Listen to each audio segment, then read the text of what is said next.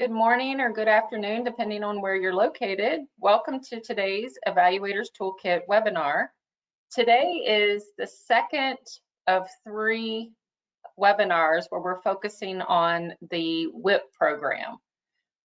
So today what we're going to talk about is tying assessment data together for instructional programming, and I'm going to highlight the different features of the WIIP program that you could utilize to help tie those assessment data together while you're making instructional programming decisions about students.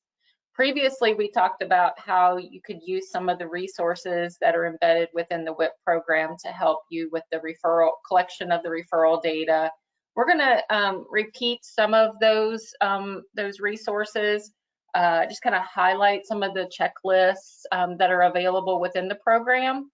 And talk about how those the information from those checklists should be integrated into your full comprehensive assessment.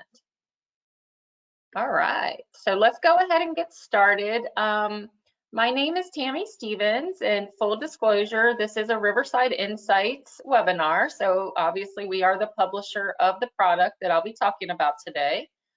I am previously a clinical assessment consultant for Riverside Insights. I have since moved over to a new role where I'm in charge of clinical product training, internal and external training. So part of my role is to provide these complimentary webinars to you guys in the field in hopes to help kind of position and show how our different tests can be utilized by evaluators in the field.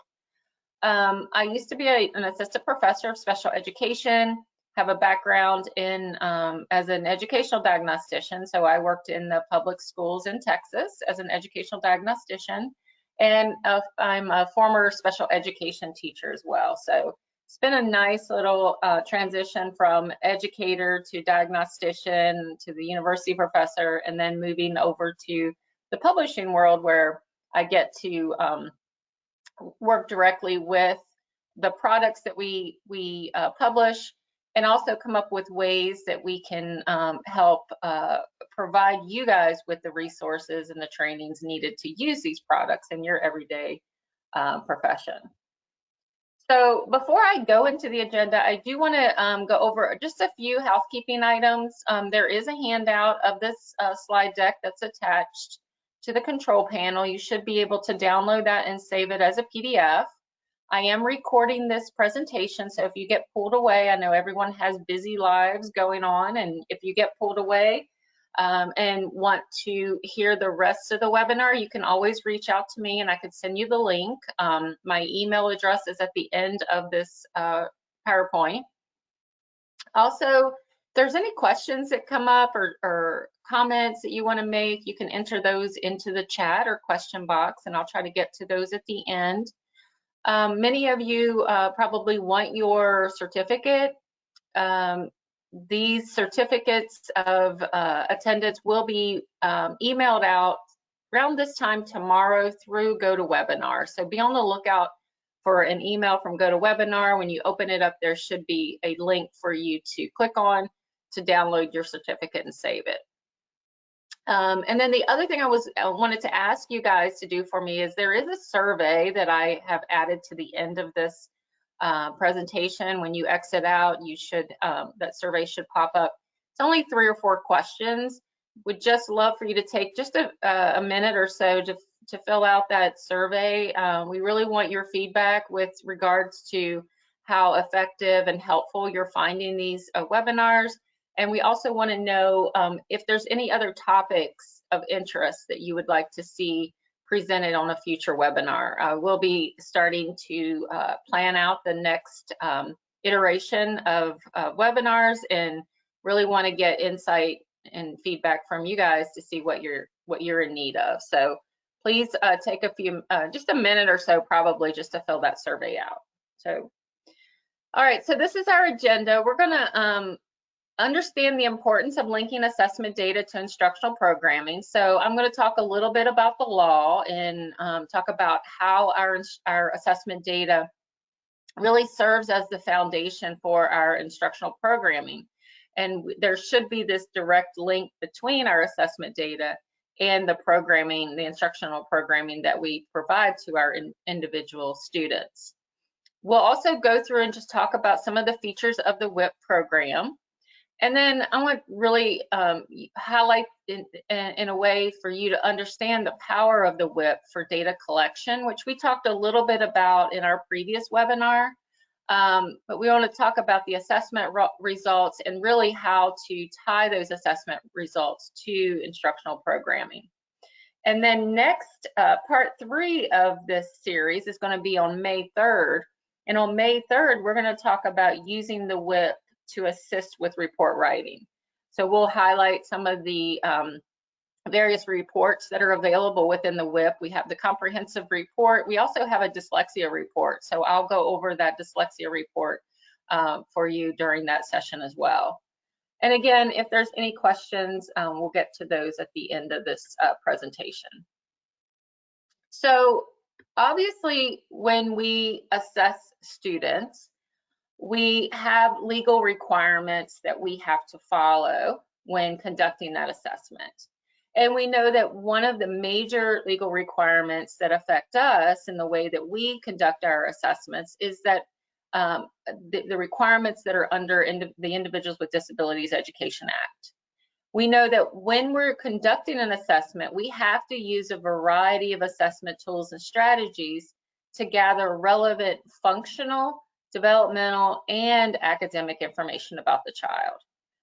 The law goes on to state that we have to also include information provided by the parent, and that information altogether should be used in assisting or assist in determining whether the child has a disability, and that data should be used to help create that individualized educational program for that particular child. So we know when we talk about a variety of assessment tools, we're talking about using more than just our norm reference tests.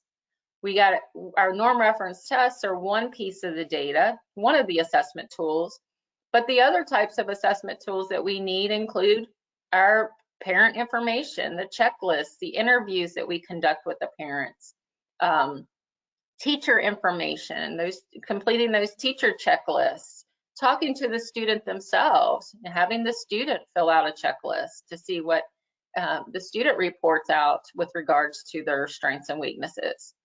Grades, we have to look at observing the child in the classroom, which is going to be something that we highlight today as well. We have to look at state benchmarks. We have to look at work samples, nurses screeners. All this information should be pulled together to determine whether the child has a disability, and then to use that information to help create that IEP program for the student, or that individualized educational program. So when we're talking about special education and we're talking about assessments, one of the things as well that we have to kind of remember is when we're going through the assessment process, we're not just testing a child or assessing the child to determine whether they have a disability. We want to understand, we want to go deeper in understanding they do have a disability. How is that disability impacting the student in the classroom? How is that disability impacting that child's progress or involvement in the general education curriculum? And once we've identified how the disability is impacting the student, we need to then determine what individual needs the student has. What do we, as the evaluator, as the IEP team, the ARD committee, what do we need to take? We have to take that data to determine what does this child need to be successful in the classroom. And those needs are going to be directly linked back to the impact of the disability. And that impact of the disability is going to be supported by all the data that you've collected on the student. So when we're thinking about the WIIP, we know that the WIIP is not just inserting our test scores into a program and running a report. The WIIP also allows us to insert information from checklists, from the parents, from the teacher, from the student, etc. It allows us to also take that data, take those scores, the information that we've collected, the observational data, etc., and it provides us with a link to recommendations that the student will need to be successful in the general education classroom. So it's a very robust program that allows us to integrate multiple data sources, not all, but a lot of them. And it also has an algorithm that kind of shows, based off of how that student performed on individual tests, which interventions or recommendations, accommodations are recommended for the student. So one of the things that I like about the program too is it still allows you as the evaluator to make those decisions. There'll be some recommendations that will pop up based off of the student's performance, but you as the evaluator pick and choose the recommendations that you believe are most important for that particular student. So it still allows you as the evaluator to make those key decisions. So with IDEA, we talked about it being the law that really sets the guidelines for identifying students with disability. And it also sets those specific conditions that qualify the student for special education services. And we know we have 13 different disability categories. They all have different eligibility criteria, and that is all laid out within IDEA. We also know, and we talked about this the last time, that when we are gathering the data, we may not use a single measure or assessment as a sole criterion. And again, we've already kind of talked about that, about a norm reference test being one piece of the data. We've got to look at all the other data as well. We've got to keep in mind that when we're talking about norm reference testing, we're sitting with that child in a one-on-one setting, administering the test in a kind of a sterile type of environment where there's not a whole, we're trying to really control for the distractions. We are keeping the student on task. We're making eye contact with the student. So we have to look at how that student performs in a kind of perfect environment, and then compare that information back to what we're seeing in the classroom as well, which is a very different setup for the child. There's not usually, you know, someone sitting there with them, keeping them on task, maintaining eye contact, controlling all the distractions, etc. So it is one piece of the data, and we have to look at it in relation to all the other data. We also know that we must evaluate the child in all areas related to the suspected disability. We must use technically sound instruments. We have to make sure that when we're choosing the instruments that we choose, we really look at the individual child and make decisions with regards to those tests that are going to be most appropriate for that child. We have to make sure they're racially and culturally fair. We have to make sure that they're administered in the student's native language. Why we need to know what is their primary language. Wouldn't be fair if we tested a child who only speaks Spanish, we tested them in English, we wouldn't have valid results. We have to understand and know that student's native language. We have to use these tests as well for the purpose in which they were found to be valid and reliable. So when we deviate as evaluators from what our publishers and authors guidance is, we a lot of times can invalidate the data that we're collecting. One of the things that's really important is also stated in the law that we do use those tests for the purpose in which they were deemed valid and reliable. And that also goes back to interpreting students' results from the norms of the test, not using a third-party software program to enter those scores into. We can do all of our analysis directly from the test publisher's norms and the different types of score reports that we can run from the program. And then, of course, those tests have to be administered by, as designed by trained professionals. So we have to make sure we have that training the appropriate training to conduct these assessments. And then the other part that kind of ties into what we're really going to be talking about today is that the assessment data directly assists the IEP and ARD committee in determining the educational needs of the child. So when we go through and we look at students' results from these norm reference tests, we enter the information into the Riverside score.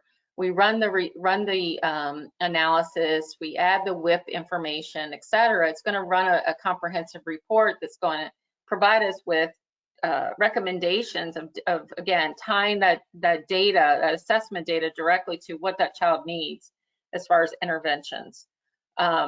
So again, we would take that information and kind of merge it with the other data that's been collected on the student. So the evaluation also has to be sufficiently comprehensive to identify that child's special education and related services needs. And then it has to, when we go through this process, it's basically we're reviewing any existing relevant evaluations that's been conducted and data to determine what additional data is needed. So that's basically what the law is stating for us with regards to how we are gathering the data, how we're conducting our assessments, and again, the things that we have to keep in mind as evaluators. Again, we have to use a variety of assessment tools that are functional, collect information that's functional, developmental, academic, and get that input from the parent. So when we conduct our assessment and we're writing up our report, that full individualized evaluation, the evaluation itself is really the first step that we're taking to really understand the student's strengths and the student's needs. So when we look at kind of the purposes of a full individual evaluation, we know there's like 5 main purposes here. There's others as well, but there's 5 here that I'm going to highlight. First of all, we want to review what instructional interventions, what type of instruction has the student received previously. Have they received appropriate instruction? Have they been in school? What does their attendance look like? Have they had the opportunity to learn? Have they received any RTI interventions? If they have, how did they respond to those interventions, et cetera? So understanding what's been tried is important as well as we move through. Understanding the type of curriculum that was used with the student is also important. We also have to develop a clear statement of the student's present levels of academic achievement and functional performance. That particular statement is really going to be pulled directly from our impact statement and our needs statements. Because in order for us to be able to really present those current levels of academic and achievement and functional performance, that PLAF, we have to understand where the student is currently, and then from there we'll develop those goals and objectives to try to help that child move on and progress in their education. We also have to, as part of the evaluation, determine why the student's not making adequate academic progress. Where is the breakdown? Is it a certain cognitive area that's impacting the student? Is it language that's impacting the student? We have to look at all of those exclusionary factors to make sure that those have been ruled out as the primary cause of students not making adequate academic progress. So that's part of that assessment and part of that data collection that we are responsible for conducting. Then we have to take the data that we have collected and pulled together to determine if the student meets eligibility criteria for a specific learning disability or any other educational disabilities. So looking at what the data is telling us and comparing that data to special ed policy. And then from there, we're going to generate an appropriate and effective plan to meet the student's educational needs. Now, I think it's key to make a point here that whether the child qualifies for services or not, we still should ensure that we generate an appropriate and effective plan for that student. If it's a DNQ, the student doesn't qualify for special ed services, we still need a plan in action, a plan set up that would allow that student, provide feedback to the teachers and allow that student to hopefully make the progress that they need in that gen ed classroom. So that's another great thing about the WIIP program, is it's going to give recommendations of things that will be helpful for those kids that don't qualify for special ed services. Maybe they have some splinter skills. I know a lot of kids are struggling right now because of COVID with the remote instruction. We're seeing a lot of kids who have splinter skills that have not obtained those foundational skills and are really struggling in their classes now. So it's something to kind of think about too when you're thinking about ways in which you can use the WIIP program.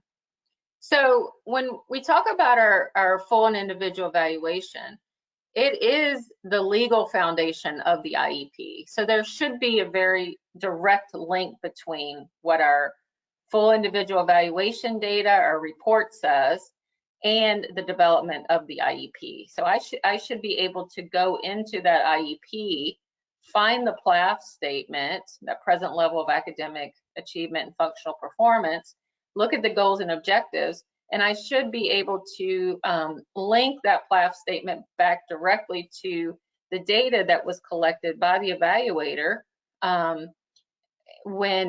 and consolidated together to show the impact statement, the needs statements of the student.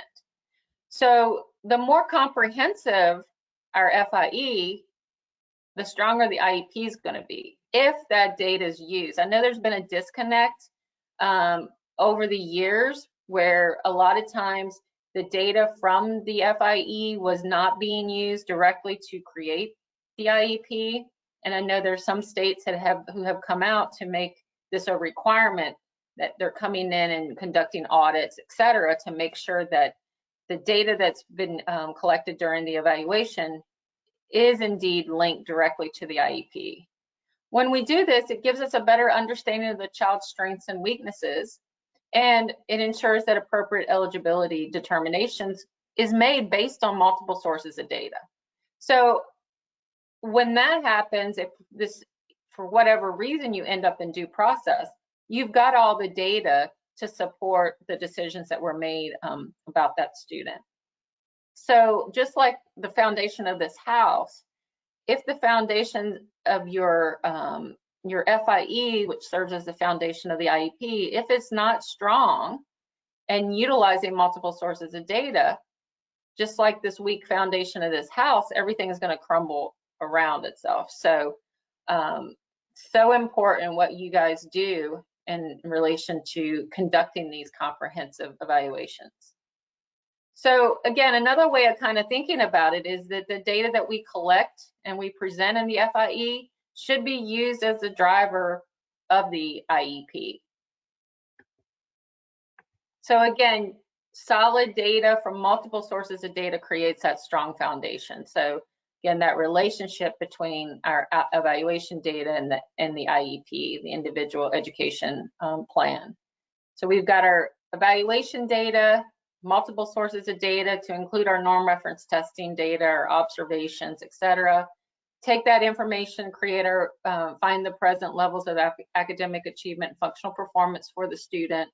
From there, we determine, really looking at educational needs, what does the child need to be successful in the gen ed classroom? And then we set those goals and objectives, those accommodations that are necessary for the child.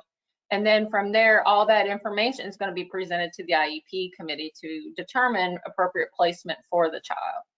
So again, your driver of all of this is going to be the data that you've collected.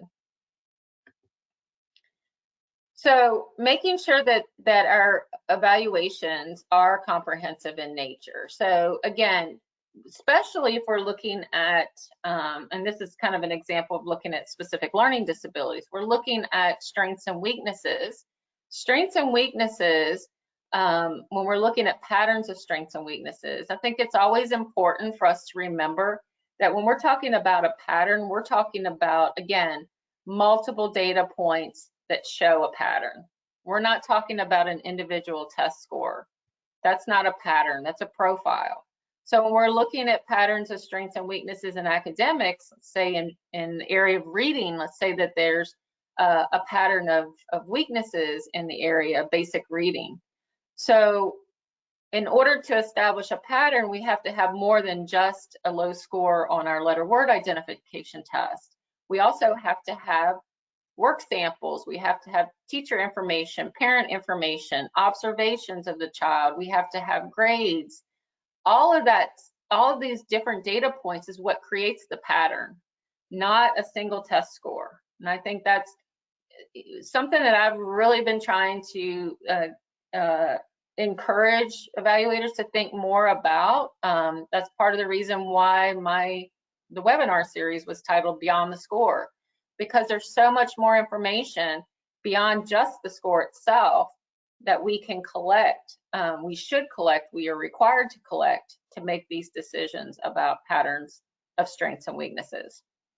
And the other thing is, when you're thinking about patterns, those multiple sources of data, they have to converge in those areas. So if there is conflicting data, it has to be addressed. We can't just ignore the data. So for instance, I like to give this example, and this is why it's really important that we understand what the test measures.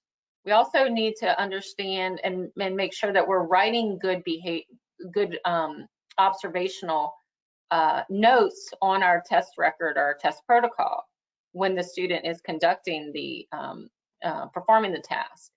Let's say that we have a student who was referred for suspected disability in the area of basic reading. Let's say maybe suspicion of dyslexia. So let's say we have this preponderance of data that shows this student struggles with that particular task of being able to conduct those basic reading tasks. Let's say we have a curriculum-based measure that shows the struggle. We've got teacher information, parent information. We've observed the child trying to read.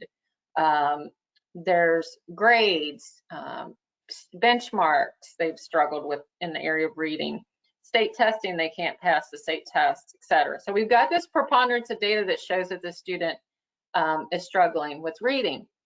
Let's say that the student, we give the letter word identification test to the student. And during that test session, that student pauses for long periods of time. That student chunks the word or sounds out each of the letters of the word, the sounds of each of the letters of the word before they actually say the word smoothly. Now, we don't penalize for the time it takes for them to say the word. We don't penalize for them chunking the word and then saying the word smoothly. We have to write those things down in our observational notes so that when we go back and interpret the results for that student, we explain why that student may have scored higher on that task than what the preponderance of data tells us. Because when we don't penalize for that behavior, as long as they say the word smoothly as their last answer, they get credit for it. So a lot of times they'll end up with an average score in that area. And that average score does not converge with the other data sources. And again, we can't override the other data sources because of one data point. We have to explain that conflicting data.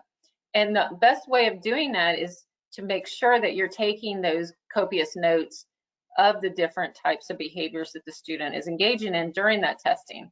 Because by them pausing the way they paused during that administration, the fact that they sounded out the letters before they said the word, that is what is impacting, that behavior is what's impacting the student in the classroom. That's why they're performing poorly in reading in the classroom, but it may not be reflective in a test score. So that's what I mean by making sure that not only are you taking good copious notes and really kind of thinking about, well, what did it take for that student to perform that task, but also that you're explaining that if there's any conflicting data that happens. So we also talked about the other FIE element is, how does the disability affect the student's access and progress in the general ed curriculum? Well, that behavior that I just described is a great example of that. That student that's the way they read those basic words. How is that going to affect the student in the class, their progress in the classroom? Well, that's why the student's been referred, because student is not progressing as they should. And then finally, what unique and individualized recommendations are included? So that's again where the WIIP's coming in, and that's what we're really talking about today. This program is going to allow you to be able to pick and choose those recommendations based off of the students' performance. So comprehensive evaluation, again, multiple data sources. I've listed some here and put little asterisks beside those data sources in which the WIIP has checklists that you can utilize to collect the data. Teacher information, you can get information from up to 2 teachers to insert into the program. Parent input, observations. We're going to talk about the observational form that's included in the WIIP as well. But we also need nurse and healthcare background information about the student, school data, attendance, discipline. There is a reason for referral checklist as well that's part of the WIIP that asks some of these questions. But again, you're going to have to go outside of just the checklists and resources that are included in the WIIP to include other data sources as well. And then when we're looking at performance in math, reading, writing, science, social studies, etc., again, we want to make sure that we are including their current functioning level in relation to expected functioning level. And that's something that we'll also talk about next time when we talk about the report writing. But we'll also talk about it today when we talk about how the data from the students' performance on the WJs will be highlighted within the program to show where they're functioning. And then the recommendations that appear will tie directly to those lower functioning areas. So again, accommodations, the system provides you with some recommendations of some of the accommodations that can be used. Tests and evaluation results, again, you're putting your test results into the software system and it's incorporating it into the analysis. And we're going to again talk about classroom observations, formative assessment, etc. So when we're looking at observing the child too, in addition to the academics, or when we're looking at collecting the data, in addition to the academics, we also need to look at functional performance of all students. So that's really thinking about that social emotional learning, their behavioral, their behaviors and things like that. So again, we can get some of that information from the observation report that we do, as well as through family input, the teacher parent checklist, etc. And then of course we want to always look at, again, with the functional, the communication and language. Language plays such an integral part in learning and cognition. Language is a key component of the definition of SLD. Language is important for us to understand, especially the students an English language learner, so that we can again rule out that as being the primary cause of student struggle. So again, making sure we're really assessing language for all kids is so important as well. And then another functional piece is motor skills, independent functioning, and assistive technology. So again, a lot of that information, again, can be pulled in from the family reports, the teacher reports, maybe the student self-report, and then in-school observations. And again, all of those are included in the WIIP.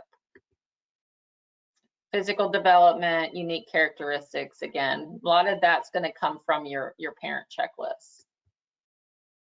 So let's talk about how the WIIP links those assessment results to instructional programming in a streamlined process. So again, the WIIP is the WJ Interpretation and Instructional Interventions Program. It is an add-on. It's an extra cost to have access to the WIIP. When you purchase your WJs, you just get the standard score report.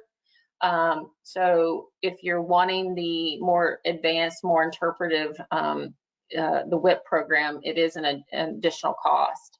So it's designed to help examiners create comprehensive psychological and educational reports. And again, next time on May 3rd, we'll talk about the reports themselves.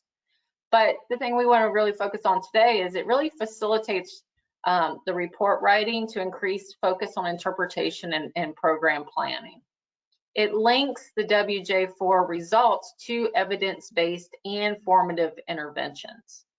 And it also, like I said, provides us with those criterion reference checklists for documenting and integrating direct observations, self-reports, teacher reports, and parent reports into the evaluation.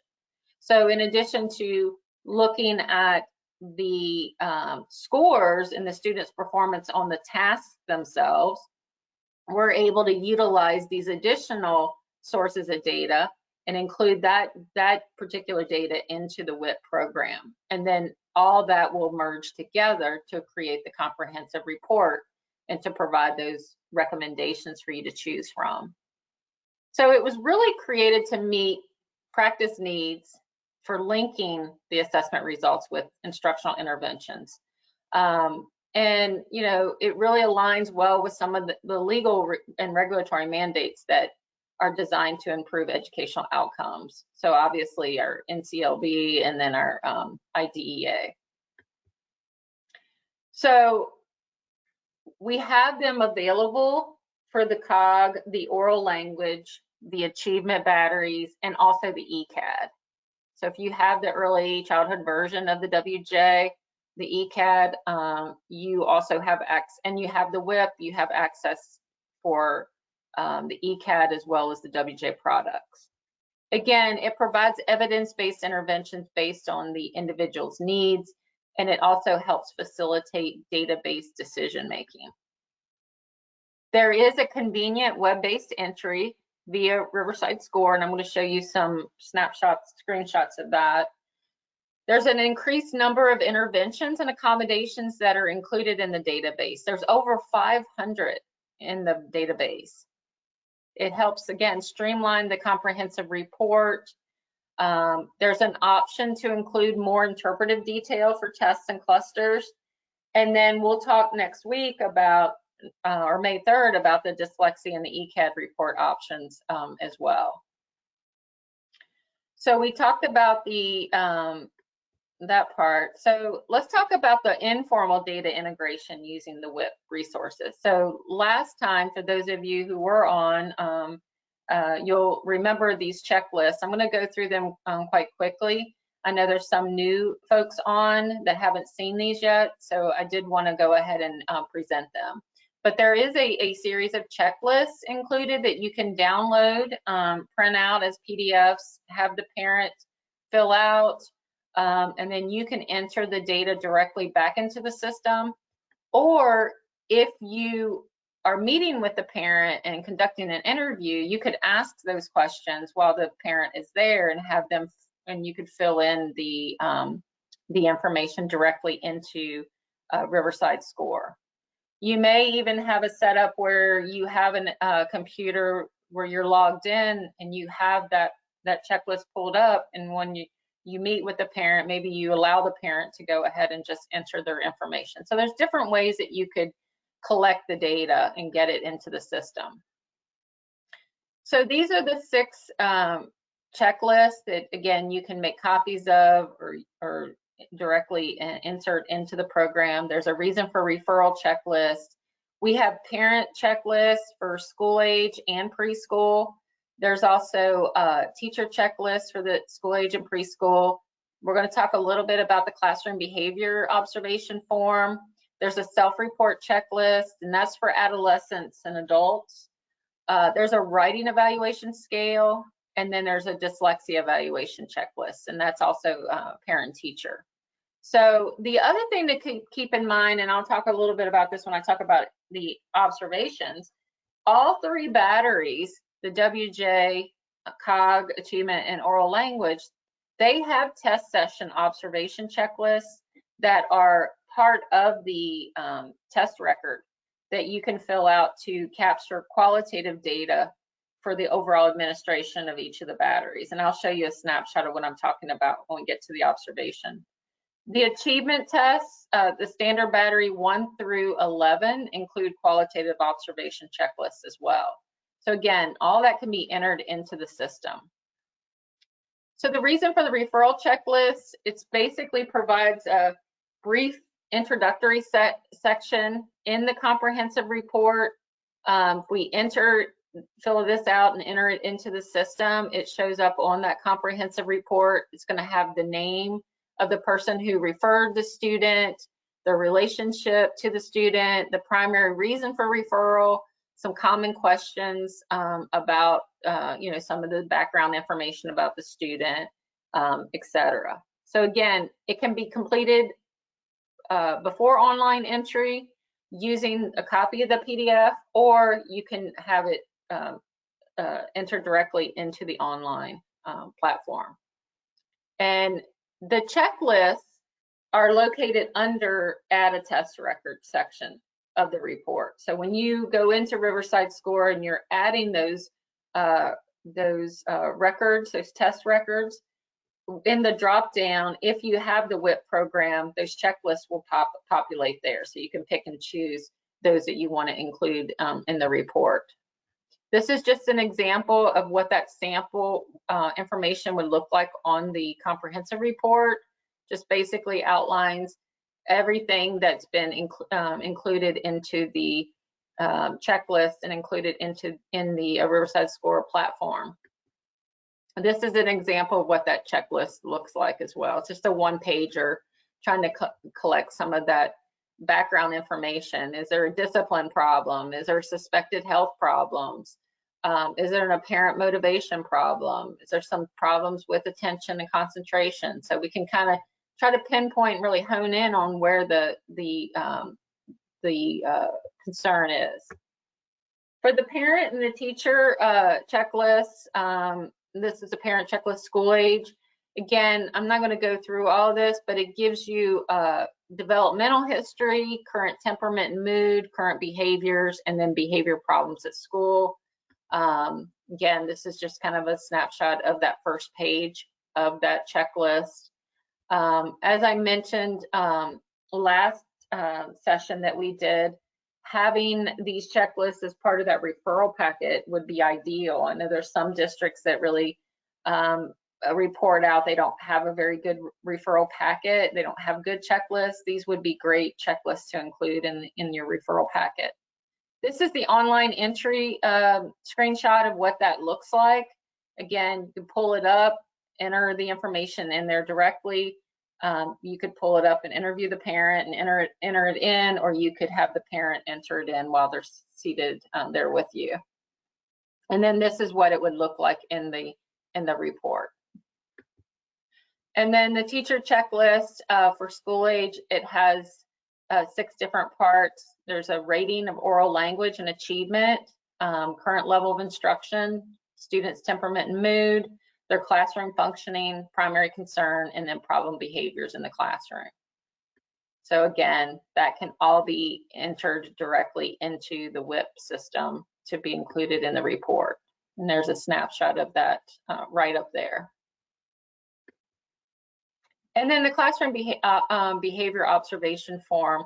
This is a form that allows you to, when you're in the classroom observing the child, you can get some both qualitative and quantitative information with regards to students' performance. So it's a time sampling form. You have a comparison student, which is a typical peer in the classroom, and you compare that referred student's behavior to that comparison student. It allows you to collect information with regards to the impact of problem behaviors on learning and classroom environment.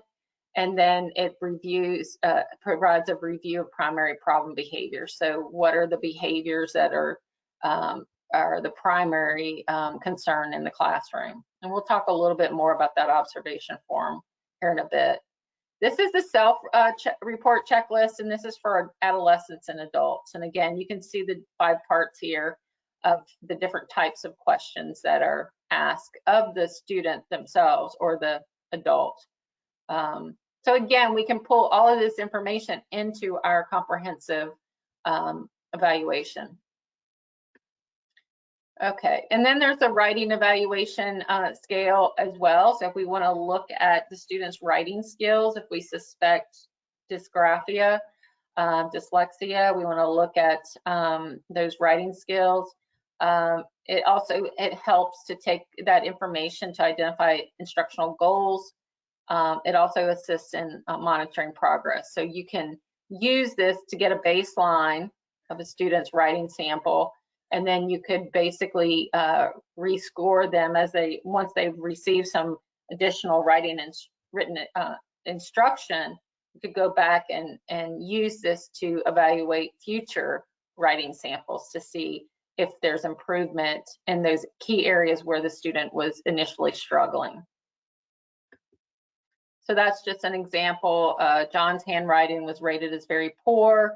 His abilities to form letters correctly, to use consistent spacing and stay in the line and to form letters automatically were very poor. So again, able to rate the student's writing, and then everything's put together in a narrative form for you. And you could cut and paste those into your report. So obviously observations are an integral part of conducting a comprehensive evaluation. So we obviously have to, by law, observe the child in their classroom setting, but it's also important that we, again, really take good observational notes during the testing session. So I just wanted to put this in here as a reminder that this is part of our Code of Federal Regulations. The public agency must ensure that the child is observed in the child's learning environment.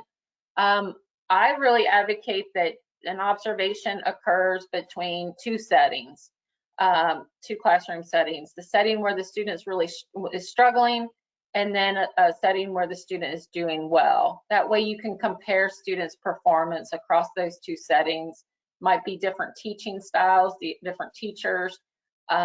If there's a student that's reportedly having attentional issues or distractibility in math class, I want to see what their behavior looks like in reading class as well, to see if there's consistency in that type of behavior across both settings, or if maybe that distractibility is due more towards their struggle with math and feeling overwhelmed, etc. So when we observe them within those, again, 2 areas, we get to compare their students' performance across those different settings.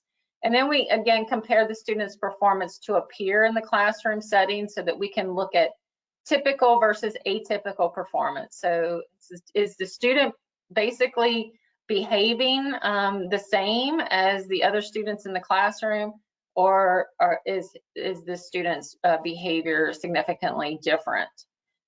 You can also look at classroom language demands. This is something you can do informally, and I really suggest that you do this. Looking at when you're in that classroom, writing down some of the simple words, everyday words that are used in the classroom during the lecture, then writing down maybe in a column all the words that are subject-specific words in a column, and then when you meet with the student, asking that student to define those words. It'll allow you to see, get a quantitative piece of information with regards to how well that student is able to understand the language demands used in the classroom. Because if we have a student that's really struggling, not able to answer some of those subject-related vocabulary words that are presented during that lecture, what are the chances that student's able to really comprehend what's going on in there? That's an indication to me that that student probably needs to be taught those vocabulary words prior to the actual lesson being taught. So looking at those classroom language demands is also really important. And then we talked about the testing session, really taking those copious notes, keeping track of any strategies or problem-solving techniques the student makes, writing down any errors that the student makes so that you can go back later to do an error analysis and help make recommendations for the child as well. So this is the sample classroom behavior observation form that's part of the WIIP program as well. And this is just the first page where you're comparing the student's performance to another student in the classroom. And you're able to keep track of some of the, this is like looking at problem behaviors. Are they inattentive? Are they impulsive? Are they uncooperative, anxious, withdrawn, etc.? And then the second page of that observation is going to give you some, allow you to fill in some additional information. This is the snapshot of the observation, the qualitative observation that you can pull from some of those academic tests and be able to record that on your testing protocol or test record, and then enter that into the program as well, so that that's included in your report. The evidence-based interventions, again, being able to really link students' performance to those interventions is so important. So we've got the WIIIP Achievement has instructional interventions included. The oral language has both accommodations and interventions, and the COG has accommodations and interventions. They're all evidence-based interventions. They've been researched. They're written in narrative style for the report. Again, they're based on the individual's performance, and they're generated when the performance falls within the limited or lower range. So those recommendations will pop up, and then you as the evaluator can pick and choose which of the interventions you want to include in the report. Again, your test of achievement, we've got reading, math, written language, and academic knowledge. So there's recommendations for each of those. This is an example of one of the recommendations for John. This is a math facts fluency cluster score. You can see that John scored a standard score of 50. He's really struggling with math facts fluency.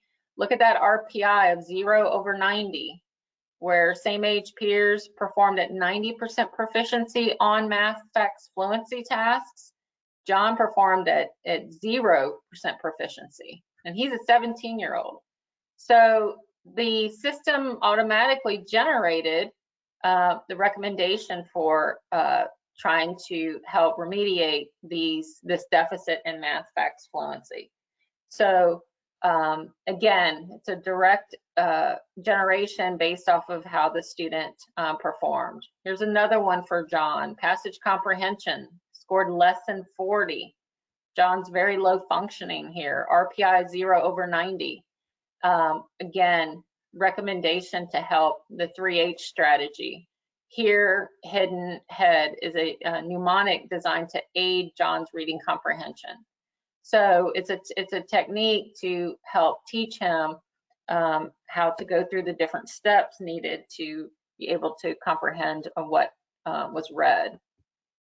And then when we look at the evidence-based interventions for the cognitive measure, you can see each of the 7 broad Gs are covered in here. So based off of how the student performs on the cognitive tests, if there's a deficit in fluid reasoning, there's going to be a lot of different recommendations that pop up for that particular area. So here's another one for John. Comprehension knowledge, you can see here very low, less than 40 standard score, 1/90 RPI. They state here that when presenting new information, it may be necessary to help John associate the key points with his prior knowledge or personal experiences. So his ability to understand language, be able to understand vocabulary, things like that, we have to go back and tie it to prior knowledge and his own personal experiences to help him understand. Fluid reasoning, look at this for John, a standard score of 90, 76 over 90.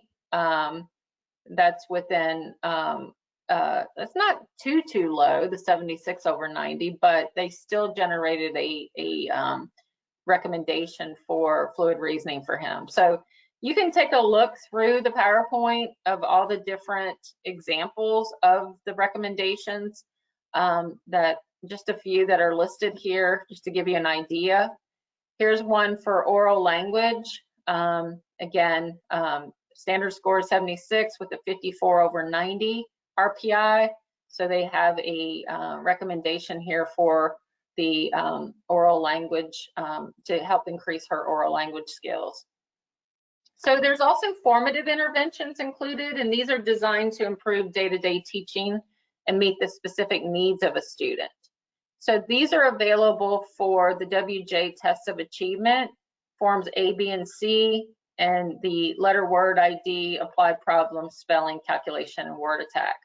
So also, if error types are tallied for test 8, that oral reading, then you can enter those errors into the system as well, and formative interventions for each of those types of errors will also be available for you.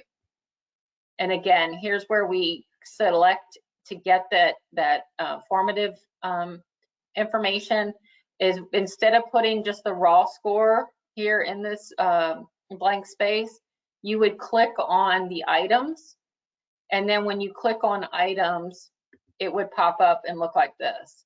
And then what you would do is put individual ones or zeros in here for those items that you administered. It will then tally up the raw score, and then you can hit done. And then the system will be able to analyze, well, what types of errors, what types of items did the student miss? And then the system will generate those recommendations that are embedded in there to meet those needs. So it generates formative intervention when unexpected error occurs. And again, it provides the intervention for teaching specific skill or content. So again, the next few slides is going to give you some examples of what that looks like. So that formative is where, when you enter that item level analysis and let the system do the error analysis for you and run these formative interventions, that's when you're really driving deeper into the the skill set for that particular area. So like for letter word identification. Here's one for applied problems as well. Again, in order to do this, you have to go in and enter in item level performance. So some key points, again, you as the professional retain control and responsibility over the report and the selection of the interventions. So you can pick and choose which interventions are included. It does help facilitate the process. So it allows you to better be able to link students' performance to intervention suggestions, creates that narrative report, which we'll talk about next time. And we'll also talk about the dyslexia report next time. So the main thing here is, again, making sure that the data that we collect is used, not only the data from the test itself, but those checklists, that qualitative data, it's also integrated into the evaluation. And all of that's used to help drive the selection of those interventions, whether it's the evidence-based or the formative interventions, so that we can really focus on the educational needs of that individual student. And again, it's convenient. It's trying to really streamline the process for you and help facilitate your report writing. It also has that convenient web-based entry that you can get that populated, like I said, in different ways, by interviewing the parent and having it pop up on your iPad or your laptop, or by having the parent come into the office and having them fill it out directly. Or you could also download the PDF and send it out to the parents and then enter the information. So someone asked, where do where are available to get these checklists? Where are the checklists available? You have to own the WIIP program in order to be able to pull those checklists.